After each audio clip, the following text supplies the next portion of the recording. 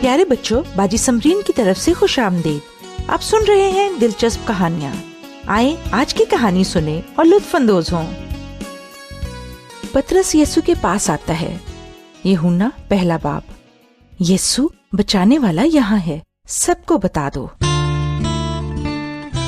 वो आखिर कब आ रहे हैं? स्वेन बड़ी मुश्किल से इंतजार कर रहा था। वो बार बार खिड़की की तरफ जा रहा था। अम्मी, अब्बू कब आ रहे हैं? अब ज्यादा देर नहीं है। उन्होंने आज ही अपने काम के बाद घर आना है। मैं उम्मीद करती हूँ वो गाड़ियों की भीड़ में न फंस के हों। वो आज मेरे लिए नई कंप्यूटर गेम लेकर आ रहे हैं। काश वो अभी आ जाए। काश वो अभी आ जाए। इसराइल के लोगों ने बहुत साल पहले यही बात सोची।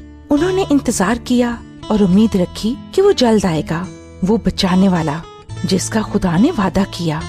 इंद्रियास को बेसब्री से इंतजार था। वो उसके इंतजार में था जो नजात और अमन लेके आएगा। वो ज्यादातर यूहन्ना के साथ रहता था। वो हमेशा उसके बारे में बात करता था और उसे देखा भी हुआ था। और फिर इंद्रियास की जिंदगी का सबसे अच्छा दिन आ गया। वो यूहन्ना के साथ दरिया यर्दन के किनारे खड़ा था जब यूहन्ना अचानक चिल्लाया, देखो, वो रहा यीशु, वादा किया हुआ बचाने वाला। इंद्रियास ने उस तरफ देखा जहाँ यीशु खड़ा था। वो रहा, आखिर वो यहाँ आ ही गया। इंद्रियास यीशु को जानना चाहता था। वो अपने दोस्त के साथ यीशु के पीछे चल पड़ा। यीशु को ये मालूम था कि कौन उसको ढूंढ रहा है और कौन उसको जानना चाहता है। वो पीछे मुड़ा और पूछा, तुम किसे तलाश कर रहे हो? तुम क्या चाहते हो? आप कहाँ रहते हैं? मेरे साथ आओ, मैं तुम्हें दिखाऊंगा। वो बड़ी खुशी और जोश के साथ यीशु के साथ चले गए। उन्होंने देखा कि वो कहाँ रहता है और सारा दिन उसके साथ रहे। यीशु के साथ रहने से बेहद खुशी मिलती है। क्या आपके पास ये खुशी है?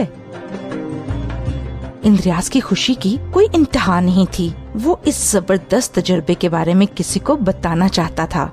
दूसरों को भी बताइए, सिर्फ इतना ही करना है। आप यीशु के बारे में आज किसको बता सकते हैं?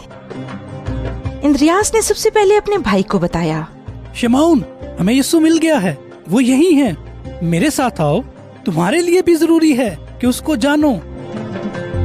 इंद्रियास का जोश देखने वाला था।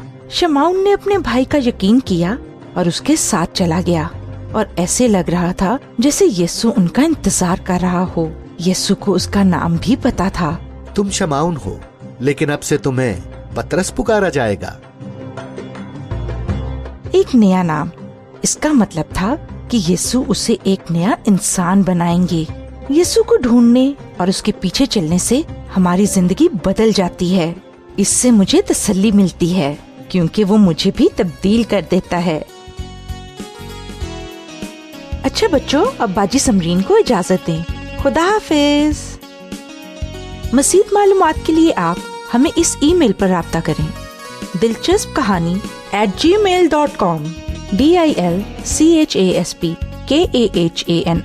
@gmail.com।